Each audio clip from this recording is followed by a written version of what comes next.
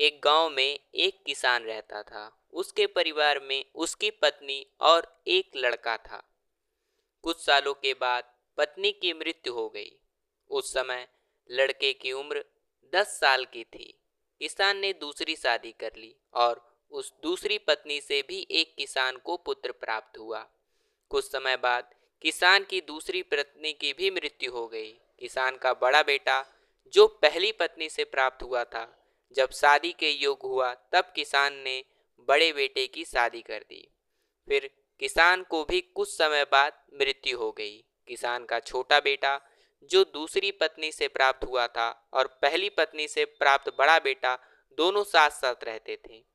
कुछ समय बाद किसान के छोटे लड़के की तबीयत खराब रहने लगी। बड़े भाई ने आसपास के वैद्य से इलाज करवाया पर कोई राहत ना मिली।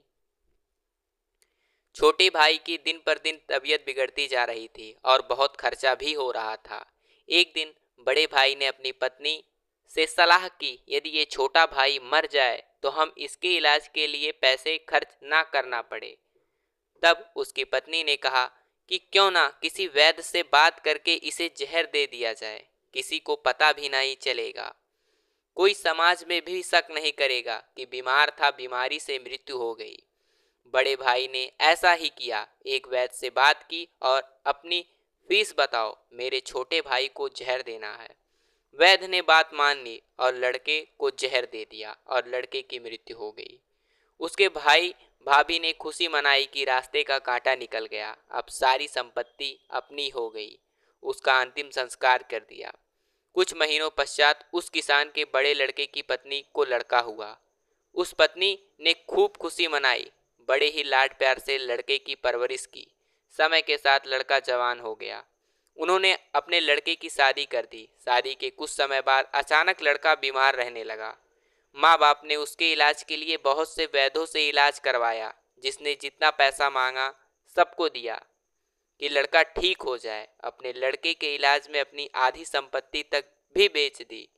लड़का बीमारी के कारण मरने की कगार पर आ गया था। शरीर इतना ज्यादा कमजोर हो गया था कि अस्थि पंजर शेष रह गए थे।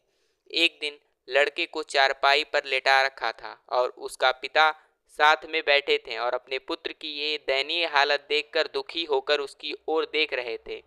तभी लड़का अपने पिता से बोला कि भाई, अपना सब हिसाब हो गया है, बस अब कफन और लकड़ी का हिसाब बाकी है, उसकी तैयारी कर लो। ये सुनकर उसके पिता ने सोचा कि शायद बीमारी के कारण लड़के का दिमाग भी काम नहीं कर रहा और बोला, बेटा मैं तेरा बाप हूँ, भाई नहीं।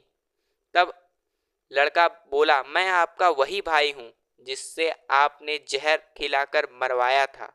जिस संपत्ति के लिए आपने मुझे मरवाया था, अब वो मेरे इलाज के लिए आधी बिक चुकी है, आधी आपकी ही शेष है, हमारा हिसाब हो गया। तब उसका पिता फूट फूट कर रोते हुए बोला कि मेरा तो कुल नाश हो गया, जो किया मेरे आगे आ गया, पर तेरी पत्नी का क्या दोष जो इस बेचारी को जिंदा जलाया जाएगा। उस समय सती प्रथा थी जिसमें पति के मरने के बाद पत्नी को पति की चिता के साथ जला दिया जाता था। तब वो लड़का बोला कि वो वैद्य कहाँ है जिसने मुझे जहर खिलाया था। तब उसके पिता ने कहा कि तुम्हारी मृत्यु के 3 साल बाद भी वो मर गया। तब लड़के ने कहा कि ये वही दुष्ट वैद्य है और आज मेरी पत्नी रूप में है।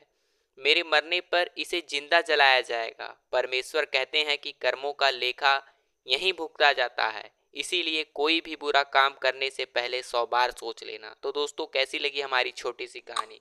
कमेंट बॉक्स में अपनी राय जरूर दीजिएगा और कहानी आपको अच्छी लगी तो वीडियो को लाइक कर चैनल को सब्सक्राइब करना मत भूलिएगा। फिर मिलेंगे एक नई कहानी में एक नई सीख के साथ। तब तक के लिए धन्यवाद।